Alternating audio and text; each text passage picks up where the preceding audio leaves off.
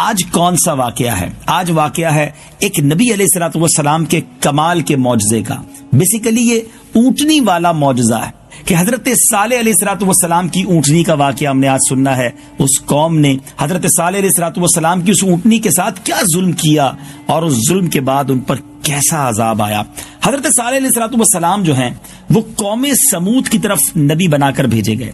آپ نے جب قوم سمود کو خدا عز و جل کا فرمان سنا کر ایمان کی دعوت دی تو اس سرکش قوم نے آپ سے یہ معجزہ طلب کیا کہ آپ اس پہاڑ کی چٹان سے ایک گھابن اونٹنی نکالیے، یعنی ایسی اونٹنی ہو جو بعد میں بچہ بھی دے اور خوب فربا بھی ہو، ہر قسم کے عیب سے پاک ہو۔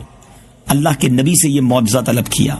آپ نے چٹان کی طرف اشارہ کیا، وہ فوراً پھٹ گئی اور اس میں سے ایک نہایت ہی خوبصورت و تندرست اور خوب بلند قامت اونٹنی جو ہے وہ نکل پڑی، جو گابن بھی تھی، یعنی اس کے پیٹ میں بچہ بھی تھا۔ نکل کر اس نے ایک بچہ بھی جنا اور اب یہ اپنے بچے کے ساتھ میدانوں میں چرتی پھرتی تھی۔ آپ نے فرمایا، لوگوں دیکھو یہ معجزہ ہے، یہ معجزے والی اونٹنی ہے۔ ایک روز تمہارے تالاب کا سارا پانی یہ پی ڈالے گی اور ایک روز تم نے پینا ہے۔ قوم نے اس کو مان لیا۔ حضرت صالح علیہ الصلوۃ والسلام نے قوم سمود کے سامنے ایک تقریر کی جس کو قرآن نے کس طرح بیان کیا ہے۔ اور سمود کی طرف ان کی برادری سے صالح کو بھیجا، کہا اے میری قوم، اللہ کو پوجو، اس کے سوا تمہارا کوئی معبود نہیں۔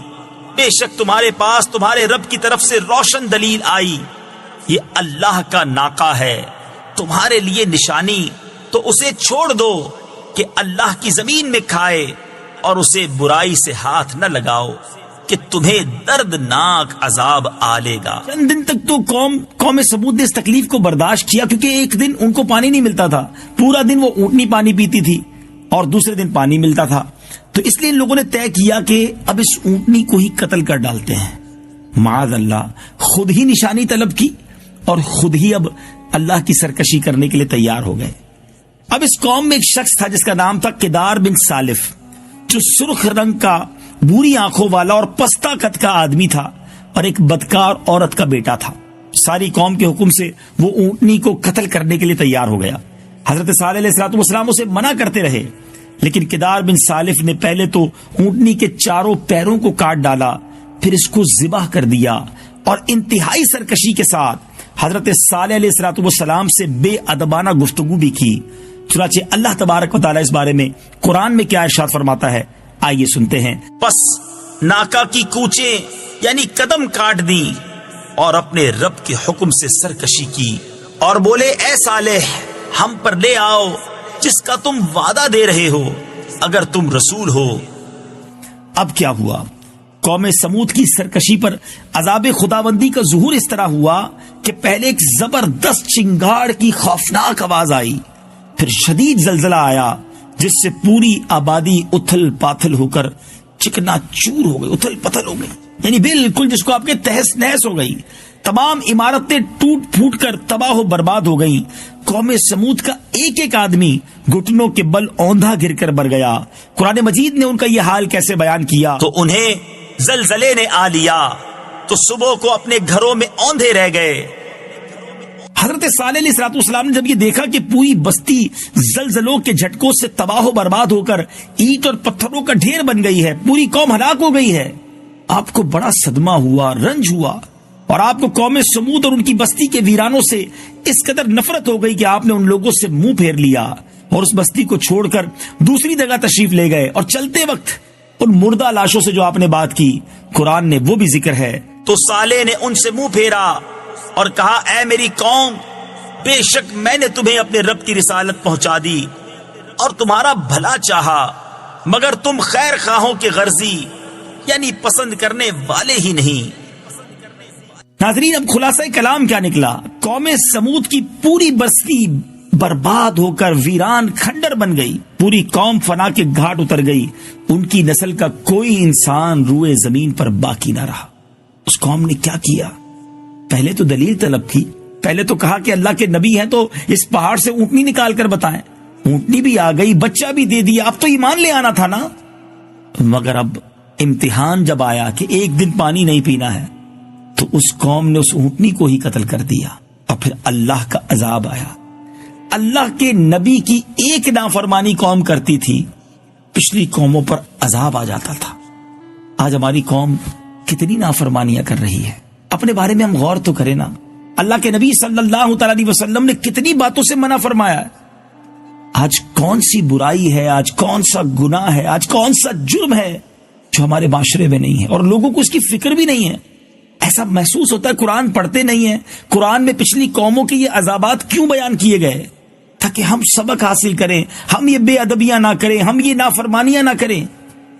مگر آج تو ایسے ایسے جرم، ایسی جس کو آپ کہیں کہ کہانیاں پتہ چلتی ہیں کہ رونگٹے کھڑے ہو جاتے ہیں۔ سوچیے ناظرین، یہ قرآن سے دوری نہیں تو کیا ہے، یہ اللہ اور اس کے رسول کے احکامات کی نافرمانی نہیں تو کیا ہے۔ پھر ہم کہتے ہیں کہ ہمارے مسائل حل نہیں ہوتے، امن و امان نہیں ہوتا، سکون نہیں ملتا۔ ہم اپنے رب کو کتنا ناراض کر رہے ہیں، اور یہ نہ سوچیں کہ پورا معاشرہ ٹھیک ہوگا تو میں ٹھیک ہو جاؤں گا۔ ہم اپنے حصے کا چراغ تو جلائیں نا، ہم اپنے حصے کی تو نیکی پھیلائیں، خود تو ہم ٹھیک ہونا شروع ہو جائیں۔ خدا را قرآنی واقعات سے یہ سبق لیجئے کہ ہمیں اللہ اور اس کے رسول کی نافرمانی نہیں کرنی ہے۔ ایک اور بات سیکھنے والی ہے کہ اونٹنی کو قتل کرنے پر اتنا بڑا عذاب۔ علماء نے بڑی پیاری بات لکھی اس کے تحت کہ اللہ تبارک و تعالی اپنے محبوبوں کی ہر چیز کو محبوب بنا لیتا ہے، لہذا خدا کے محبوبوں کی آل و ازواج ہوں یا اصحاب و احباب ہوں، ان سے نسبت و تعلق رکھنے والی کوئی بھی چیز ہو، اس کی بے ادبی ہوگی، اس کی توہین ہوگی تو قہر خداوندی ضرور نازل ہوگا، عذاب کی صورت میں نازل ہوگا۔ لہذا ہر وہ چیز جس کو اللہ کے محبوبوں سے نسبت ہو جائے، اس کی تعظیم و تکریم لانا ضروری ہے۔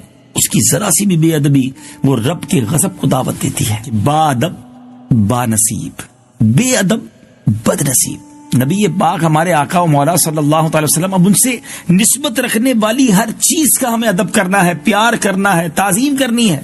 پیارے آقا کے صحابہ اور اہل بیت کی تعظیم کریں، ازواج مطہرات جو ہماری مائیں ہیں امہات المومنین کی تعظیم کریں۔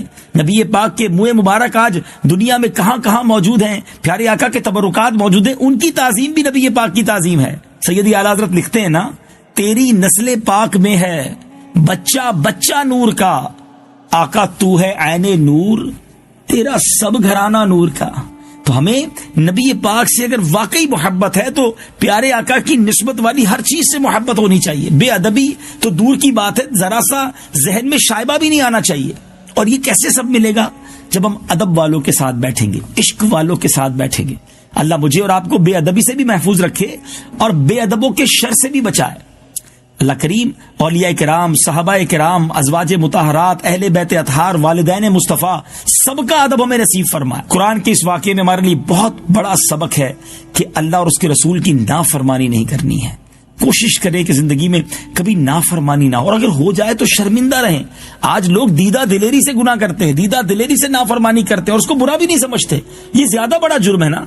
گناہ ہو جائے تو توبہ دستور ہونا چاہیے۔ یہاں تو لوگ گناہ کر کے کہتے ہیں ہاں بھائی کیا ہے، کیا ہے، سب کرتے ہیں، ہم بھی کرتے ہیں، دوسروں کو بھی بتاتے ہیں۔ ایسا نہ کریں۔